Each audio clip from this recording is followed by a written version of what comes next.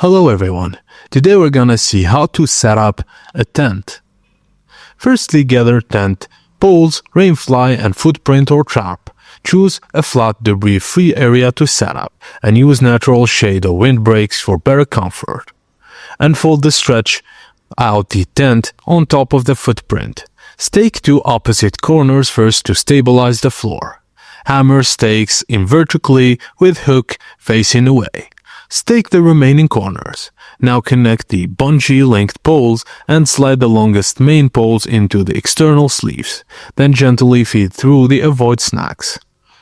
Start raising the tent by securing one main pole and the tent space corner, grommet or fastener. Repeat with the other main and any cross poles. Attach any additional clips for fasteners or the tent body to the poles, and drape the rainfly over the tent. Insert the fly's pole and secure the fly using fasteners along the tent's poles or base. Now stake down any remaining tent or fly corners and guy lines. Keep ropes tight but angled away for walkways to prevent tripping.